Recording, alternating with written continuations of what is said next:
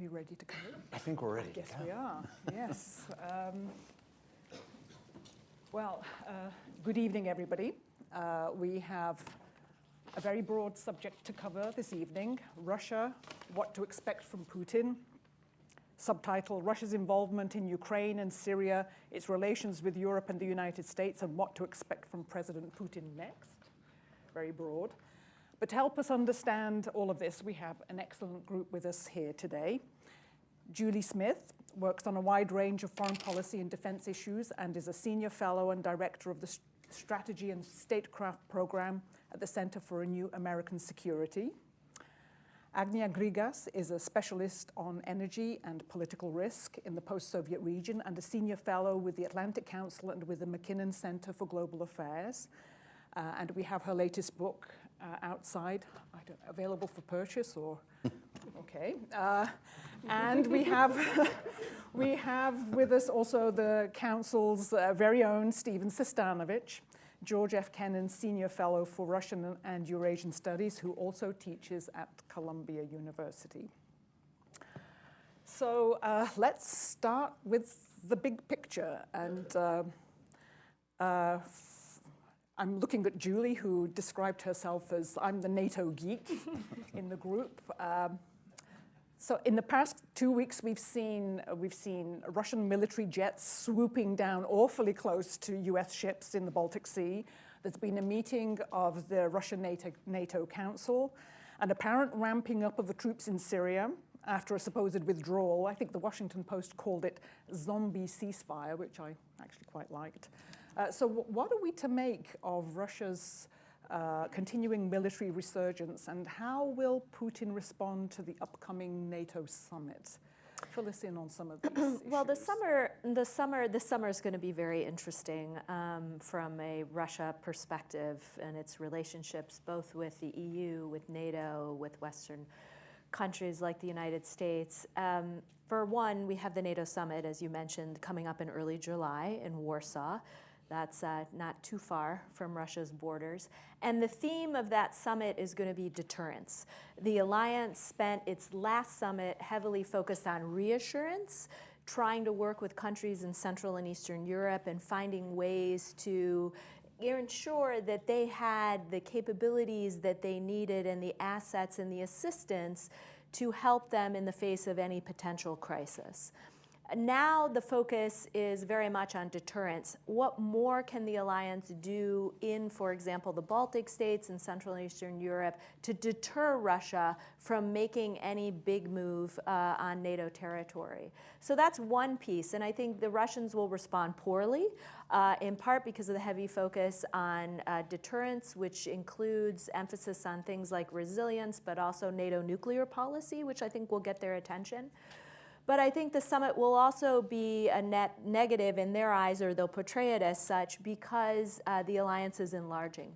And while our dear friends in Montenegro really don't pose a threat to Moscow in any way, shape, or form, the Russians will portray it as another chapter in NATO's encirclement of Russia. That this is another attempt for the West to push back and contain Russia. And so we'll hear a lot of negative rhetoric. On the flip side, June's going to be interesting as well. I would just note that we're going to be facing a situation where the EU is going to have to vote on sanctions. Why? And determine whether or not it wants to renew the sanctions package that's been in place because of what's happened in Ukraine. And also on June 23rd, our friends in London, or across the UK, in fact, will be voting on whether or not to stay inside the European Union. And that's important from a Russian perspective because they would love nothing more than to see a weak European Union. And the UK leaving the EU certainly would be a bad thing in my mind and would definitely weaken the European Union. So just to lay out the summer agenda, entering kind of mid-June and running through mid-July, there are going to be a handful of events that Russia will either view as very positive for a country that would like to see a weakened transatlantic relationship or a weakened West, but also they'll be complaining a lot because they won't like some of the initiatives that they'll see coming out of the summit. Well, actually, let's take this back a little way, maybe 2 years, and bring in Ukraine. Speaking of what happened this summer, we just had the referendum in the Netherlands that went badly for Ukraine. But the military resurgence was first noticed 2 years ago in Ukraine, the annexation of Crimea, the destabilization of Donbass. And I seem to remember one of the justifications then was the NATO issue. But Agnia, you were watching that very closely. So fill us in a little bit about Minsk II. Is that a set of agreements that could possibly work in any way, or is there some sort of broader plan? Is Russia going to be satisfied with where they are right now? Well, I think just to view Ukraine in isolation is to miss a little bit the big picture and just to focus on the Ukrainian conflict. Because as you noted, although that started in 2014, Russia's policies towards the post-Soviet space, its efforts to regain influence, to try to maintain influence, and to try to regain territory started much earlier. And actually that is the focus of my new book. So there I argue, and I show the evidence that in fact this Russia is what I call re-imperialization, with an effort to try to, well, not only use NATO's expansion as a pretext, but often try to use the issue of the so-called Russian compatriots as a pretext. That has been driving Russia's efforts to interfere in its neighboring countries. Now, I'll briefly, compatriots, if you are not familiar with the term, these are ethnic Russians or Russian speakers that reside in the post-Soviet countries. And they can also even include non-ethnic Russians and non-Russian speakers, but other nationalities and other minorities. And they can number between 25 to 150 million people, depending on how Russia chooses to define this so-called category of compatriots. So I think this issue is a long-standing issue, and Russia will try to continuously say that it will try to protect its so-called compatriots in the territories outside of its federation. It has done so already in Moldova, really in the 90s, although it was a slightly different context back then. It was the Soviet Union's armed forces that were involved in the conflict. Then it happened again in Georgia in 2008. Many of the same policies are being pursued, and the same claims being made in the Baltic states, in relation to Kazakhstan, even strangely in relation to countries like Belarus. So I think it doesn't end with Minsk II. This is a much broader agenda of Moscow's. So Steve, what's your take on Russia's foreign policy right now? Well, I think it's important at this point to stand back a little bit and not just monitor each week's or month's events, as important as they are for creating a picture of whether Russian policy is succeeding or failing. In the past couple of years, Russia has asserted itself more successfully internationally than at any time in the past 25 years. And at the same time, it has marginalized itself more dramatically than at any time in the past 25 years. So you have these same trends, Russia, with a growing confrontation with NATO that people are talking about as a new Cold War. I mean, that's been the vocabulary of the past couple of years. But Russians don't see this as a stable situation. They're trying to figure out what's the way that we kind of work our way out of this confrontation, in which there's a kind of degree of acceptance by the West, some ability to lower the temperature, some way of unwinding the conflict. If you ask Russians, is Putin's foreign policy a success? Well, they'll say, well, Crimea is fantastic. But if you ask what's the overall record, there's a lot more uncertainty.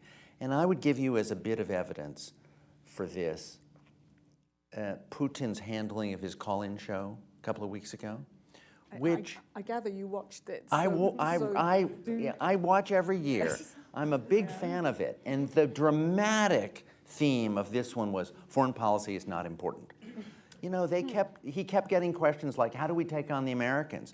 And he would say things like, you know, the important question is not how to take on the Americans, it's how to address our domestic priorities. They said, another questioner said, who are we going to hit next? And he said, that isn't the question. It's how to improve our roads. You know, it's not because this is his gut speaking. It's because this is what the focus groups tell him.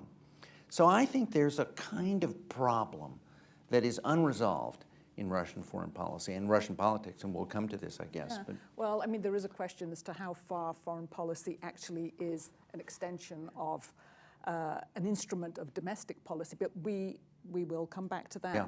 But it does actually lead to another question, which I think Putin actually put his finger on when he was talking about, you know, mending the roads, which is that, yes, Russians are beginning to notice that their roads are not being mended.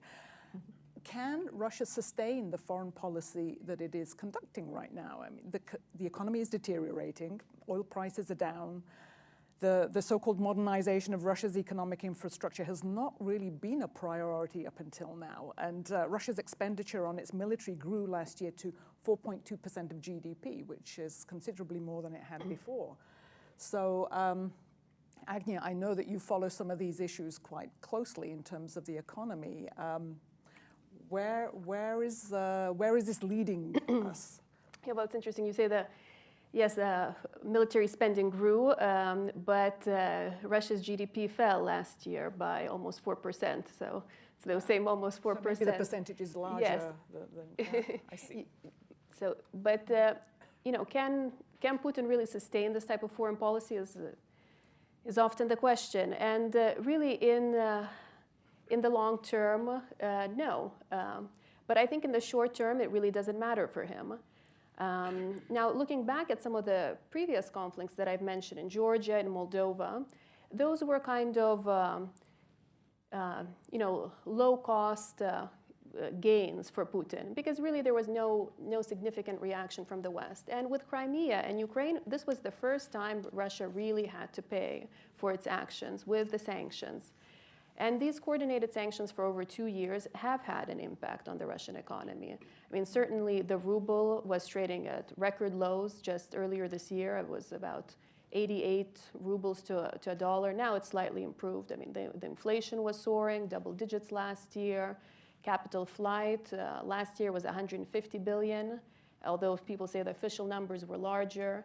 This year, capital flight is about 50 billion, and the Russians have said, well, that, oh, well, this is almost normal levels, you know, that we're improving. So all of these figures, you know, they're not great indicators, and especially the negative economic growth for last year of nearly 4%, and the outlook, the negative outlook for next year. But what's even more important here than just the impact of the sanctions has been the simultaneous impact of the low global energy prices, specifically low oil prices that have dropped since 2014. And this is very interesting because if you look back at 2008 and this at the Russian-Georgian war of the summer in August, just a month before, in July, oil traded at record peaks, $147 per barrel. So just last year, it was almost at record lows at just $27 per barrel. So a dramatic contrast. Now, for Russia, this really matters because almost half of its budget comes from oil and gas revenues. More than 70% of its exports, export revenues, come from oil and gas exports. So this all spells bad news. And more importantly, I would also stress that it's not just, you know, we know that there are cycles in the energy markets. The prices go up, they go down, similarly like the stock markets. But this is something more than that, because I think that we're really also experiencing a transformation of the global energy markets. Specifically, the US shale boom has left a huge impact. I mean, the US now is the largest oil and gas producer in the world. It overtook Russia as the largest gas producer. Just this year, the first US LNG cargoes left. So this global energy system is really changing, and this will hurt Russia even more long term. It has not even felt the full effects of this yet, but it will. I would just add to that, I think you're absolutely right. Agree with everything you've said, particularly on what kind of impact I think the sanctions have had on the Russians. But I would also note that it's been very hard to maintain those sanctions, and it's getting harder. I think when the European Union looks to renew the sanctions this summer, I think there's a good chance we'll be all right. And clearly President Obama's trip had multiple purposes in recent days. One of the purposes was to stress to the Europeans the importance of maintaining unity on the sanctions policy. So we will likely squeak by this summer and hopefully be able to maintain that policy and continue to tighten the squeeze a little bit. But going forward, it's unclear. What we're hearing from a number of our partners in Europe is how difficult it's been for them to sustain the sanctions, and particularly given the fact that they are definitely feeling the weight of the migration crisis bearing down on them, the potential Brexit, as we talked about earlier, some weak economies in general across the European continent. I think we're going to be in a situation where at every turn this gets more and more difficult, particularly for a country like Italy. Last time we were faced with a renewal at the end of last calendar year, the Italians were the ones that asked that the actual renewal be elevated to a higher bureaucratic level. It was supposed to be a fairly simple technical rollover, and we got through it, but the fact that the Italians paused and asked for a bigger debate at a higher level seemed to indicate that increasingly these countries are feeling the pressure. So going forward, it will just take a little bit more effort, I think, to ensure that we can maintain that unity, assuming that we don't see progress, for example, on Minsk. Report from the call-in show. Go ahead. Putin told the nation the sanctions are going to continue. That's good, he has the confidence. And, I'm not that's sure all of Europe expectations has. management, but he's not making any promises that they're going to get out from under through clever diplomacy or Right, anything. right. To the contrary. He figures, as far as the eye can see, we're looking at sanctions. And there's a lot of grief that's expressed about it. There's a woman who stood up and said, food prices have gone up 100% in the past year. Now, I think the numbers really aren't 100%, but that's a kind of anger that is felt. The only people who like sanctions, you probably know this, Julie, are dairy farmers. And, the Russian cheese industry is booming, but No more French cheese. But other people are mad. And the result is a kind of pressure on Putin to say, we're listening to new ideas, we want to have a strategy. He has finally managed to lure Mr. Kudrin back into a position of semi-responsibility. Now, For Kudrin is a sort of liberal economic reformer. Tell us what he was the significance of finance minister, the world's most respected finance minister, a kind of leader among the liberal technocrats in Moscow, who resigned after Medvedev was appointed president in 2008. No, I'm sorry. He resigned in 2011 when it was announced that Putin was coming back and was appointing Medvedev as prime minister. But Putin has been trying to get Kudrin back into the government ever since, and his friends always circulate the rumor, we're about to get Kudrin back, he really is with us. But he's consistently refused, and the most he was willing to agree to was to be the director of a Kremlin-funded think tank. And in taking the position, he said, no reform is going to work unless you have political reform. So it's a pretty stiff message from the economists, the business community, and from the public that these things go together and they're not working. So that brings us to domestic politics, Yep. which is the root of how the economy will Right. be Right. conducted, how then you can conduct foreign policy. But what do we have in terms of domestic politics? There supposedly are parliamentary elections coming up in September 2016. What do you mean supposedly? Well, yeah, supposed parliamentary elections. The elections I will see. take place. But I remember someone said that elections are a very expensive, useless ritual in Russia now. That's not how Putin sees Will this. they give, what sort of legitimacy will they lend? And fill us in a bit as to what the approach, what Putin's approach to this is, because clearly he seems to be in trouble with the economy. He needs to change something. Look, the first thing you have to remember is the last parliamentary elections triggered the most significant anti-government demonstrations that you've had since the collapse of the Soviet Union. And they have not gotten over that. They worry that this process can be mismanaged. You have half of the seats in the Duma this time that are going to be elected in single mandate districts. So there's less confidence that you can rig the thing exactly right.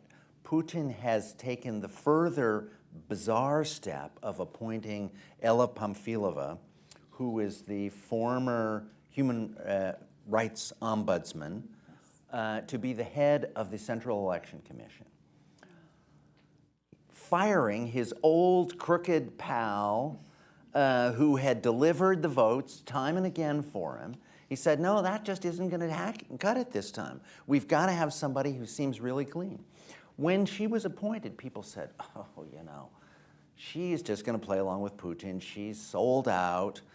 The first thing she's done is cancel the results of elections in the Moscow suburbs just in the past week, saying, you know, actually, Navalny's people were mistreated, and this won't do. So you have a little bit of ferment here. And the real problem for Putin is that he's not on the ballot. He's popular and he could win. But this is an occasion where he has to see whether, not being on the ballot, he nevertheless still has coattails. He made in the call-in show, if you'll allow me one more reference to it, a kind of pitiful defense of United Russia as kind of a force for stability. But he also promised that there would be a dramatic increase in the number of other parties represented. He endorsed all of the angry challenges to the system about how it's corrupt. You need to uproot a lot of this. So this is a political season in which Putin is not sure about what the results are going to be. Now, you can overstate this. I think Putin is pretty confident that he's going to come out okay. But he knows that last time it didn't go well. And he knows that there's much more unhappiness than there was last time. And that's a mix that he doesn't like. Well, we know that when opposition candidates are allowed to run, like Alexei Navalny, when he ran for mayor of Moscow, he did actually get a surprising 27% of the vote.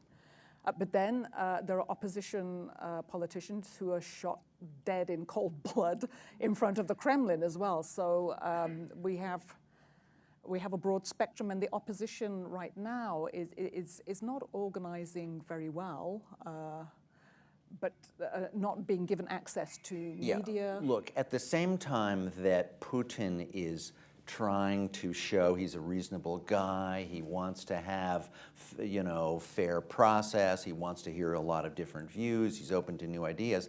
He's also allowing the, YouTube, actually on television, they showed the sex tape of Prime Minister Kasyanov.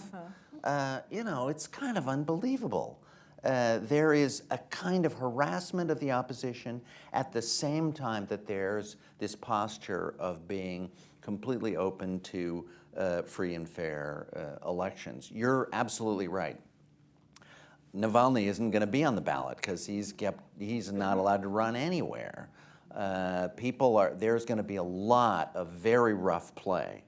But the ingredients of unexpected results are there. And when the Kremlin is nervous, it does a lot, both on the negative and repressive side and on the sort of encouraging, open, pluralist side to try to convince the public that actually, things are moving in the right direction.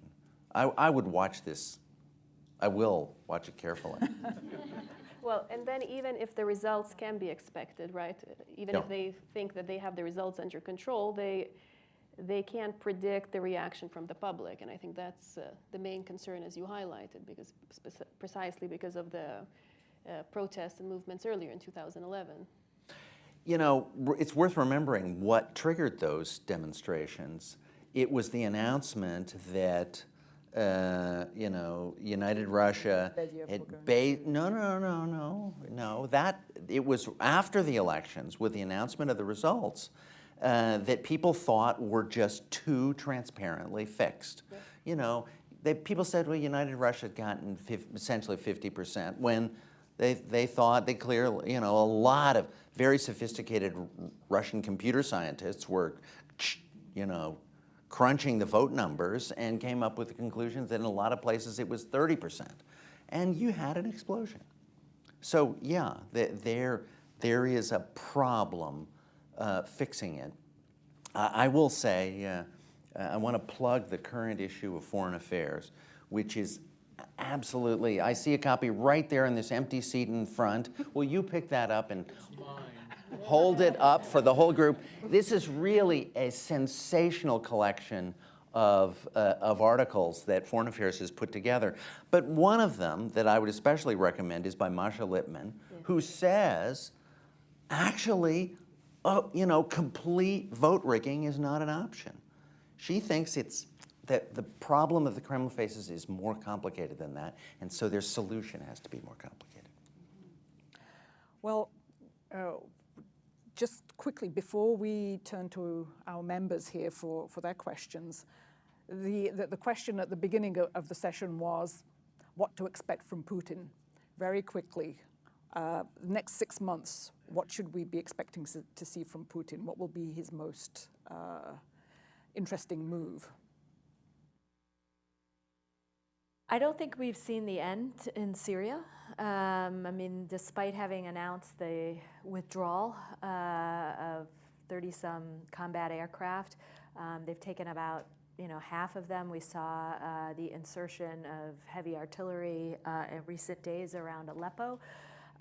So I'm not sure what's going to happen in Syria. I think we'll probably, in the not too distant future, issue last rites on the ceasefire.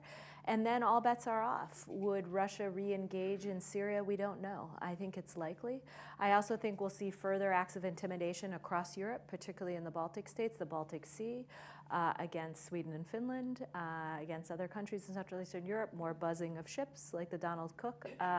So I think we're in for quite a ride, and I don't think we've seen the end on really any front. And who knows what else could open up in another area. If there's one thing we've learned over the last couple of years is he really cherishes the element of surprise. And so I'm not prepared to say, oh, we certainly would never see this or that, because we don't know. But I think Syria is something to watch, and particularly as we see, I hope I'm wrong, but I think what we see is this unraveling of the ceasefire. I don't know, maybe you have something more optimistic. I would say between now and the election, downplaying of foreign policy,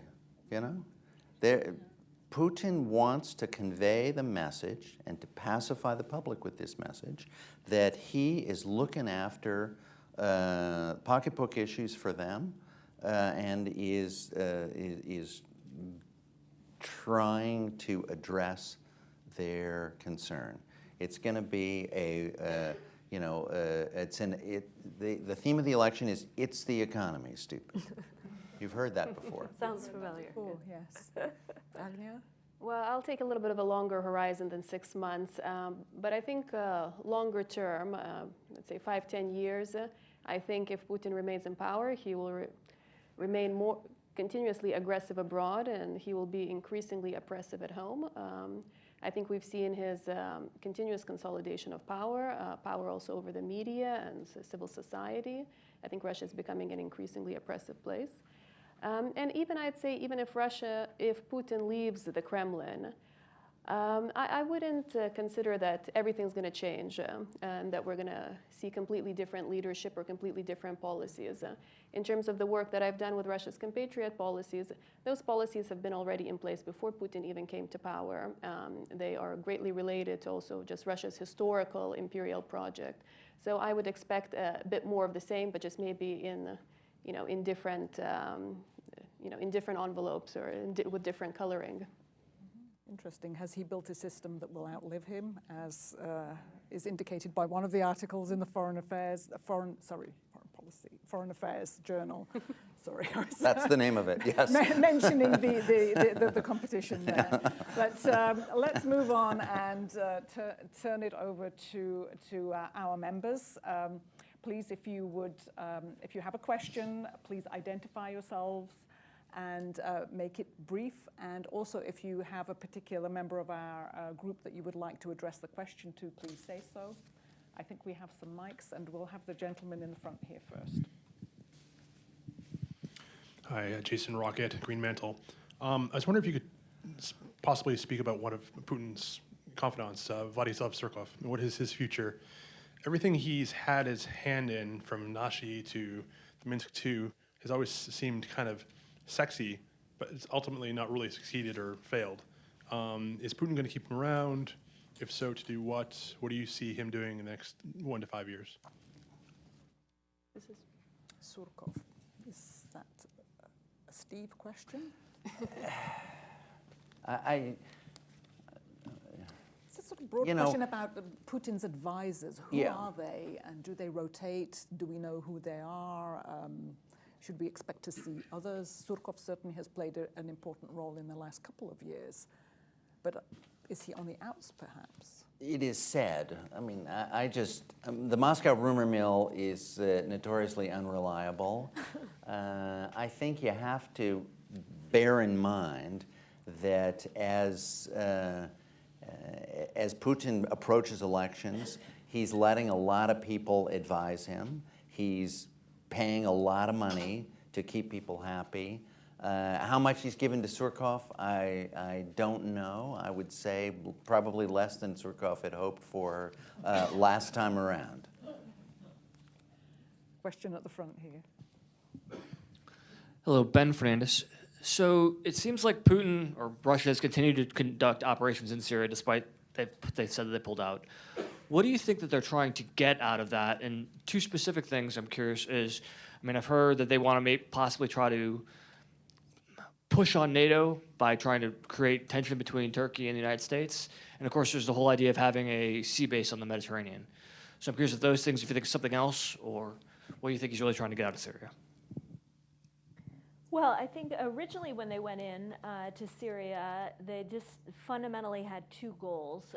One, last summer, it was pretty clear that the Assad regime was not looking that great and that they were getting increasingly nervous. And so I think they deliberately reached out and wanted assistance from Russia. And so the number one goal was save the regime. The second goal was maintain our military base and presence there. And then, of course, the goal that they gave the rest of us was we're there to fight ISIS. But as we could see throughout most of their campaign, with the exception of the last few weeks before the withdrawal, there wasn't that much effort in real time towards or against ISIS.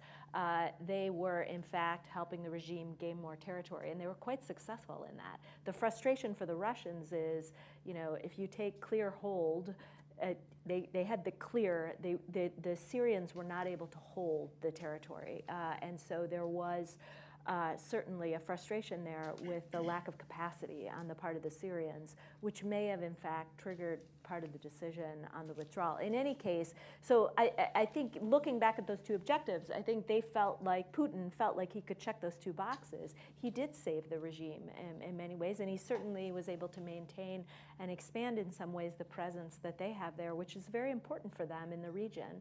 And then they had kind of a very soft effort to enhance their intel sharing relationship with the Iraqis. But in terms of Turkey, I mean, that might have been, you know, a side benefit in the eyes of the Russians, in the eyes of Putin, to create more tension inside the NATO alliance, call into question the security guarantee, call into question the viability of the alliance in the face of a threat, and then portray the Turks as irrational, unpredictable, you know, throw your descriptive, you know, adjective at it. Adjective at it. But ultimately, I think going forward now, the Russians will have to make a decision, and that is, can they in fact work with Assad and the Iranians? Can they reach some agreement? I mean, to date, the Syrians have not been really delivering at the table on the political negotiation side in ways that I think Russia expected.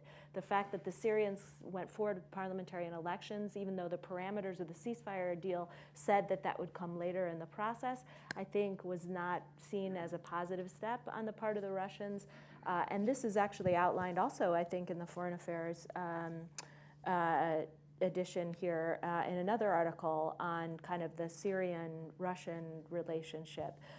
So yeah, looking forward, I think it's likely that they may re-engage. For them, they'll have to determine their objectives.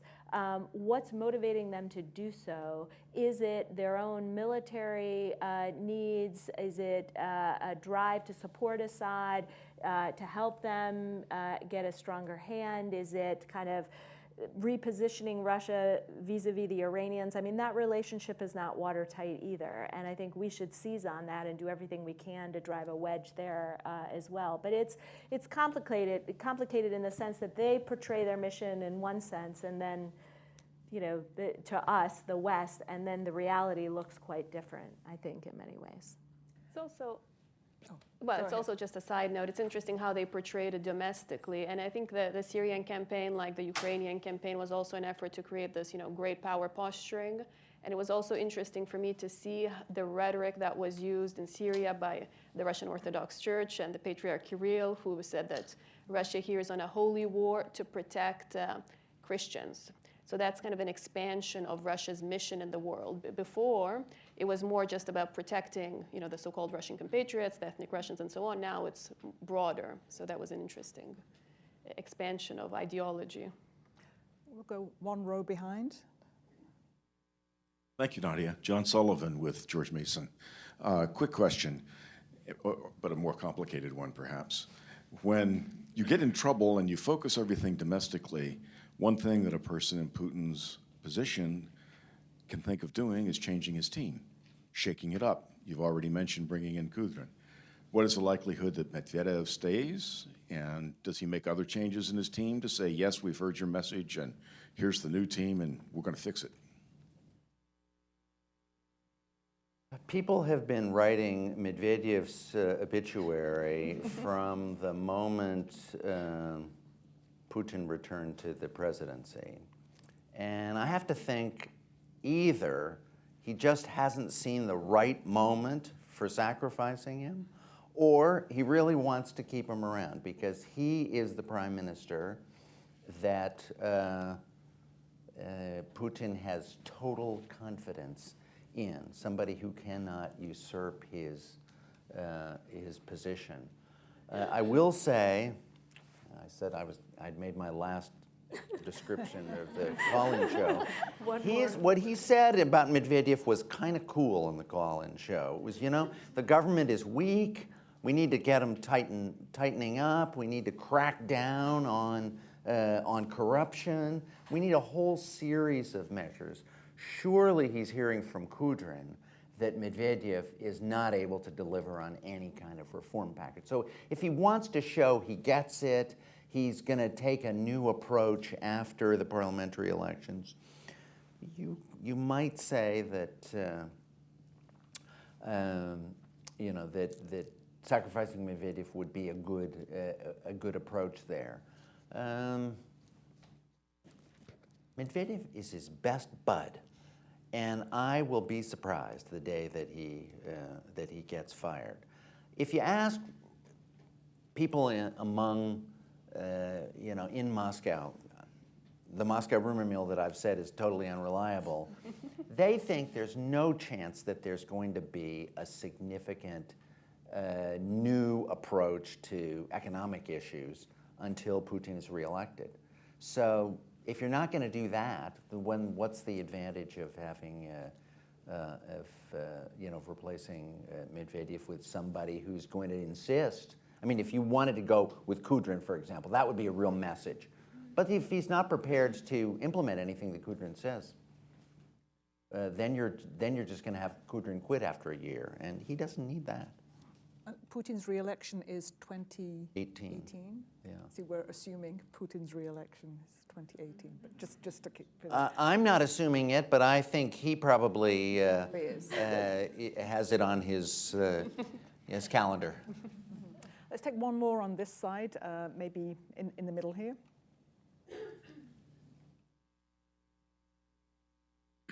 Walt Slocum from the Atlantic Council.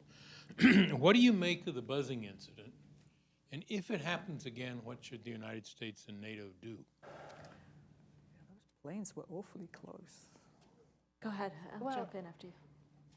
Yeah, first of all, I don't think that was something so new because Russia has been violating, the Baltic airspace for years, even though they're NATO members.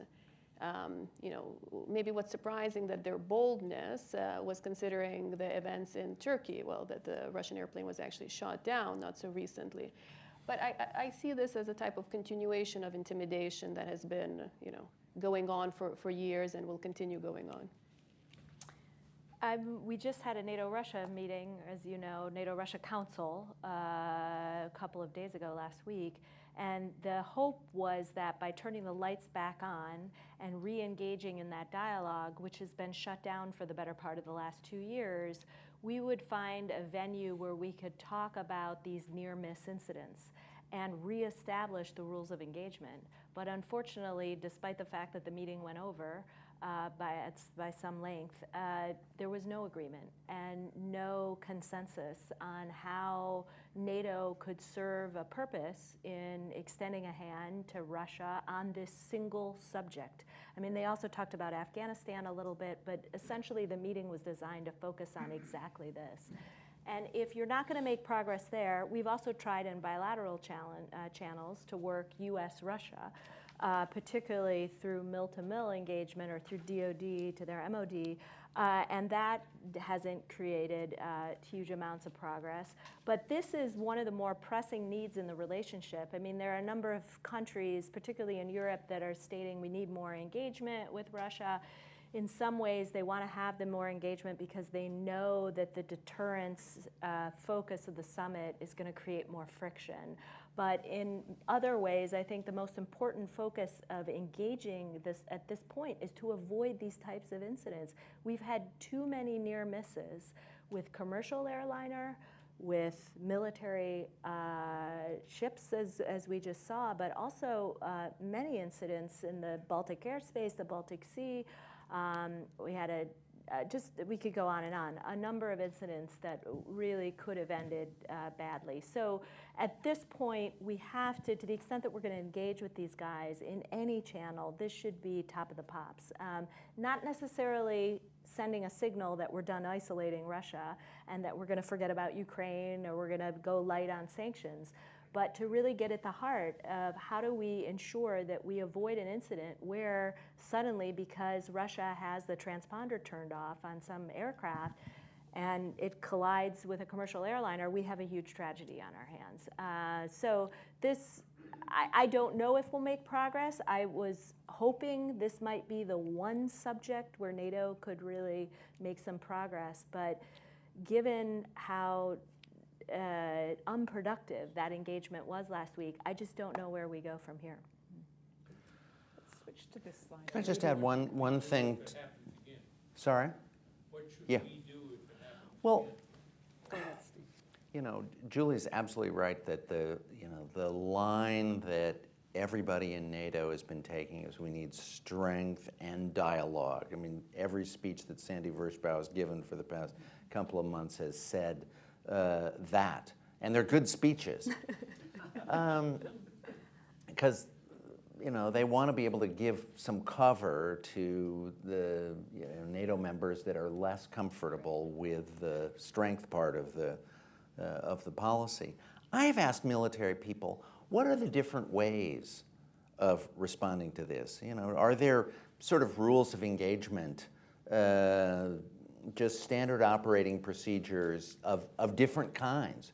Some that are a little edgier than others, maybe? I mean, what are the choices?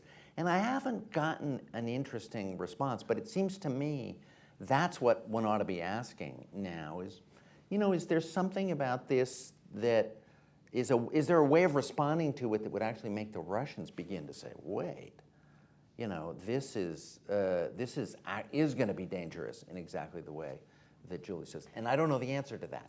So, oh, sorry, go ahead. No, but Turkey has responded already, right? They shot down the plane, and that didn't seem to. Well, it's a good Really point, stop. but here's what I would say to that. No, but I'm saying. Putin said, we know how to respond. We're going to get you. And you know what? They didn't. Could I just add, so in the immediate, the good news is we film everything. And this was a remarkable instance where we did not allow the bureaucratic chains to weigh down our ability to get out the facts immediately. And the fact that that video was up and out and the speed with which it was, that's important. So that's step one. That's not going to stop them. But establishing facts on the ground has been a kind of a weakness on our side. And I think that was very well handled in my mind. So that's, again, not going to solve the problem, but it's a good, I'll take it as step number one.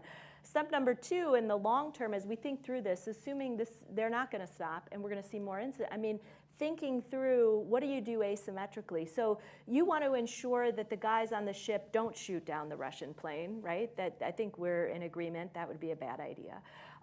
And yet you want to figure out how to apply pressure. So thinking about what do you do somewhere else that creates a problem for them. And you can do that in lots of ways, but thinking about something away from the immediate act of what just transpired, maybe it's for the next administration, I don't know, or folks inside this administration, but to think through how do you apply pressure in another realm, I think is worth thinking about. I assume somebody's thinking about that, right? I hope so. Somewhere inside the USG, but thinking more creatively in those terms might be a good way to go about it. Well, we are on the record, so hopefully someone will be watching this We'll and see. taking your point. We have the lady at the back there. Hi, Claire Casey, Garten Rothkopf. I'm curious, I've heard Russian opposition figures in Washington say that Putin's strong suit is not economic policy, that he's not great in that area. Given that the stresses have really just exposed major structural issues in the economy, industrial policy reforms seem to often be working at cross purposes. What can he deliver in an economy that's just about the economy stupid, or the election that's just about the economy stupid? Can he really deliver for the Russian people and change things in the long term? Putin's problem is not that he hasn't taken Econ 101, It's that as Kudrin says, these issues are not just structural economic questions, they are structural political questions. Read the foreign affairs articles, they say it all, the issues are corruption, rule of law,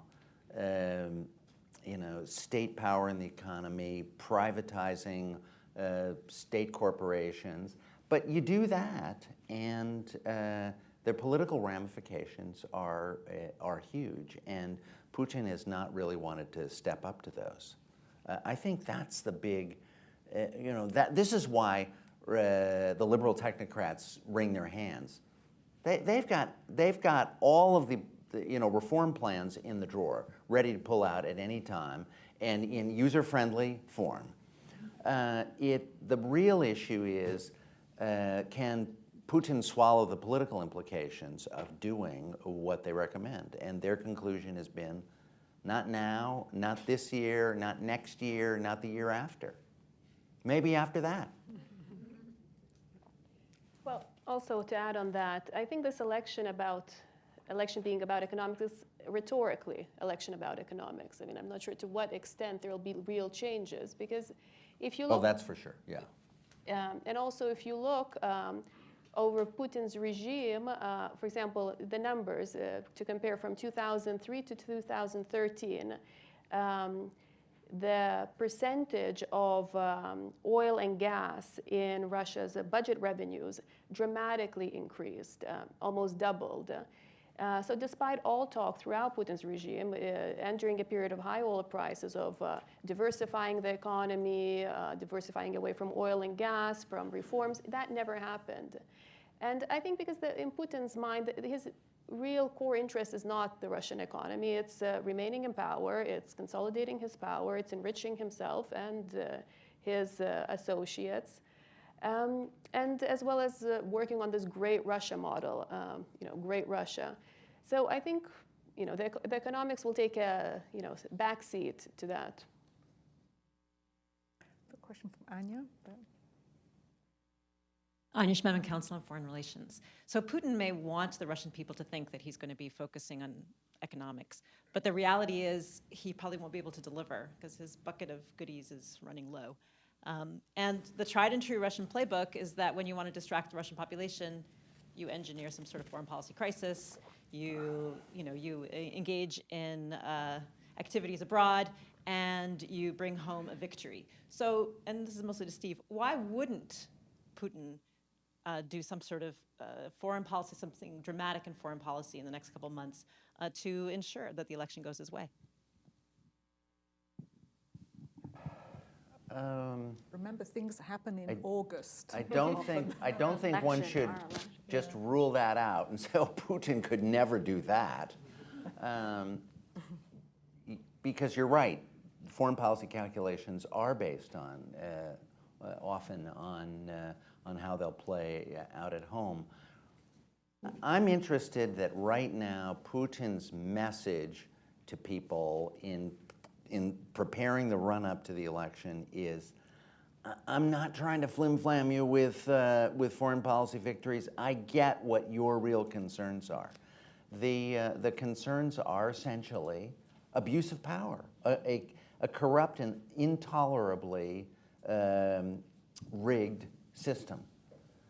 So I would expect that to be the theme. But if you tell me in September that some little target of opportunity has emerged, I won't be stunned. At the back there. Hi, Jeremy Young with Al Jazeera's investigative unit. I have a question that's a little bit lighter. I know Russia hosted the 2014 Winter Olympics in Sochi, and they're also slated to host the 2018 FIFA World Cup. And I just was wondering if you could talk a little bit about how those events fit into Putin's foreign policy strategy, and also whether the allegations of corruption, systemic doping, bribery, other human rights violations, whether that puts a dent into his strategy for hosting those events, and whether that impacts his overall success. They don't like the suggestion that they've heard from time to time that maybe the World Cup shouldn't be held in Russia. That does not go over well. On the other hand, the response to the doping issue has been kind of interesting. We've really got to look into this. I mean, this is Putin's answer to an awful lot of things these days. We got to look into it. I'm on that one. On this call-in show, there was somebody had a grievous complaint about construction fraud. It was ripped off. People lost all their money, And Putin said, "Can you give me the name of the construction company and the address?" So he's really, that's his mode these days. I'm on it. But it's true of the doping issue. I mean, for example, for the World Cup bid, they rented computers that they used to work to gain the bid, and then the computers were erased and then sent back to the company. They kept no evidence of any of the communications throughout that process. I mean, there'll be no repercussions for any of that. Do you think there'll be repercussions for the WADA report, which basically said that the country was responsible for systemic doping and that the Russian lab destroyed evidence? I mean, are we not going to see any ramifications on a global scale for any of these, various potential serious violations? Well, it's difficult to come up with global ramifications, right, or responses to, war, like the Russo-Georgian War of 2008, the annexation of Crimea. So, it might be tough to hold Russia accountable. I'm just throwing that out there. I'll give you a semi-serious answer, actually. Putin's whole system is sometimes portrayed as one where he just gives the order to do all these terrible things. Get on the doping right now and, kill so-and-so in the Washington hotel and, do this and do that. That's terrible. My image of it is a little different. It's that there are a lot of people out there who know that they can do these things, and Putin will cover their tracks. He will not allow prosecutions of them. He may actually be unhappy, I think, almost surely is unhappy with the whole doping story and probably is telling people, we've really got to fix this because we can't be excluded from international sports. But is he going to let anybody pay the price for it? Is anybody going to go to jail, lose their job, lose their livelihood? That's possible always, but that's contrary to Putin's playbook. Putin's playbook is we smooth it over. The people who killed Sergei Magnitsky, we cover up for them, even though Putin and his buddies gain nothing from that. The system is one in which you cover up. Even when the crimes are ones you had nothing to do with and that don't benefit you and actually harm you. I think we have time for one last question, which will be the lady in the front row. Hi, Wendy Freeman. Can we switch for just a minute from Russian elections to American elections? I'm just curious who he would like to see elected, or not. Go ahead, Steve. You should read this brilliant piece by Tim Snyder in the New York Review of Books on, it's called either Trump's Putin fantasy or Putin's Trump fantasy, or whichever it is. It is full of zingers. It is so funny and so insightful. But he basically says Putin would love to deal with Trump because Trump is essentially a weak figure whom he would be able to manipulate successfully. There's a little bit of Putin mind reading in that than I can't vouch for and am kind of uncomfortable with.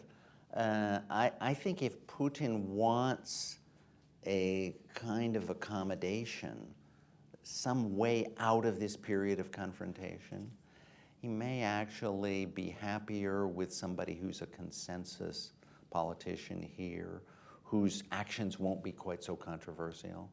He doesn't want an accommodation to be something that's discredited and repudiated. He wants a president who can deliver.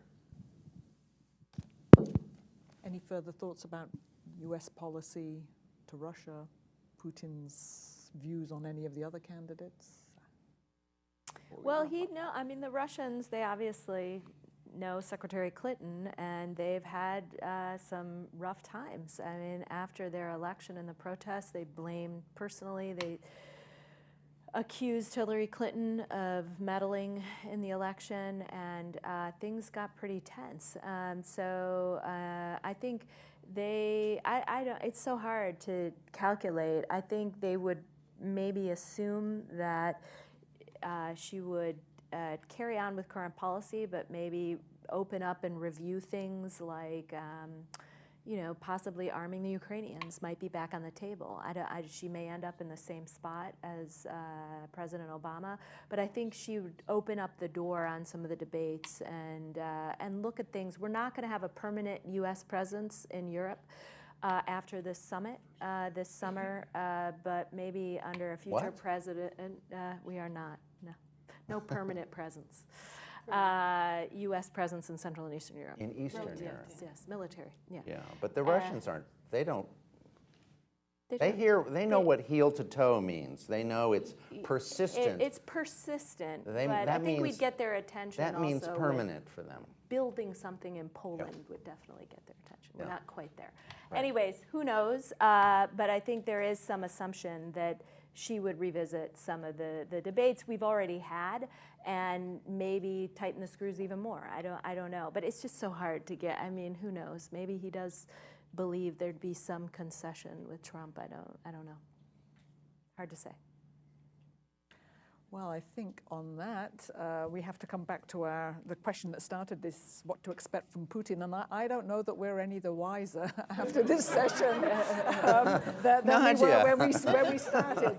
We raised a lot of other additional questions, but thank you so much for a very rich discussion. It's given us a lot to think about. I appreciate the members who came and posed questions and listening to this fabulous session, and please do read the issue of Foreign Affairs. It will stimulate your thoughts even more. And join me in thanking our group here this evening.